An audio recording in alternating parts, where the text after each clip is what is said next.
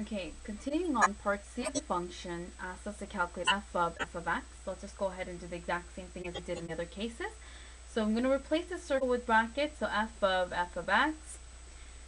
Now f of x function is x minus 4, and I'm going to replace all the x values in my function f for x minus 4. So anytime I see x, it's going to be now replaced by x minus 4.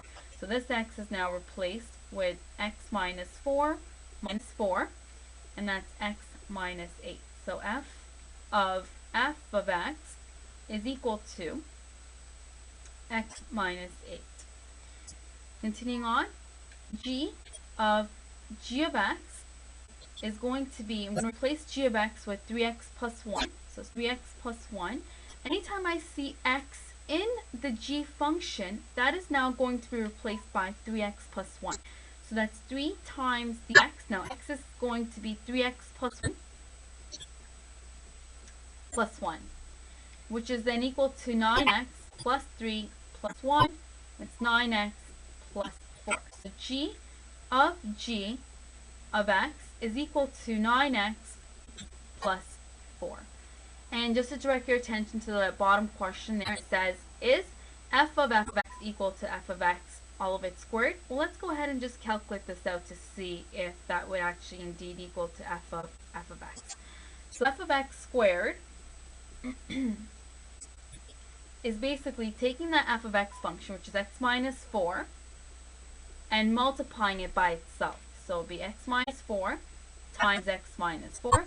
Expanding that out, that's x squared minus 8x plus 16, which is indeed not equal to x minus 8. So in other words, f of x, all of it squared, does not equal to f of x. So the composite function here, which is a function that is substituted into another function, does not mean that we take that function and we square it by itself. So that is not equal to each other. Okay. And part E asks us to look at the inverses. So I'm just going to go ahead and calculate the inverses for f of x and g of x. And if you notice that these are the exact same functions that we dealt with in our warm-up. So we have already calculated the inverse of f of x and g of x. I'm just going to write down what they were. So the inverse of f of x was equal to x plus 4. And the inverse for g of x was equal to x minus 1 divided by 3. So those are the inverses, and I'm going to use those inverses for my composite function here. So f inverse of g of x, I'm going to replace the circle with a bracket first, and I'm going to replace my function g of x. Now g of x is 3x plus 1, so I'm going to replace that here, so 3x plus 1. So now what I'm doing is, in order for me to calculate the f inverse of 3x plus 1, so I'm looking at the f inverse function right here. So f inverse function of x is equal to x plus 4. Now this x is being replaced by 3x plus 1. So anytime I see x in this function, it is now going to be replaced by 3x plus 1. So instead of me writing this x, I'm going to now write it as 3x plus 1. And then just copy this 4 down, so plus 4.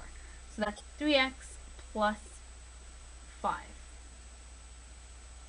I'm just going to rewrite this as f inverse of g of x is equal to 3x plus 5.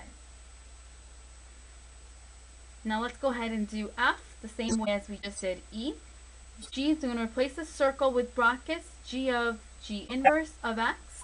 Now g inverse of x is a function that we've already calculated. That's x minus 1 over 3. So that's x minus 1 over 3. Now I'm calculating g of x minus 1 over 3. So I'm looking at the function g. So I'm just going to direct your attention to what g of x is. G of x is equal to 3x plus 1. So I'm replacing this x with x minus 1 over 3. So anytime I see x in the function g of x, it is now going to be replaced by x minus 1 over 3. So just going to go ahead and do that. So it's 3 times, I see x, which is now replaced by x minus 1 over 3, plus 1. Evaluating that out, the 3's here would cancel. I have x minus 1 plus 1 equals 2x.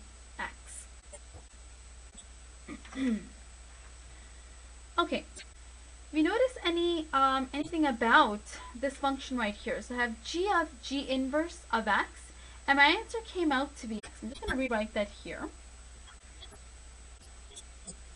Now, the reason for that is, if you notice, this is a composition of the function with its inverse. So it's a composition of a function with its inverse.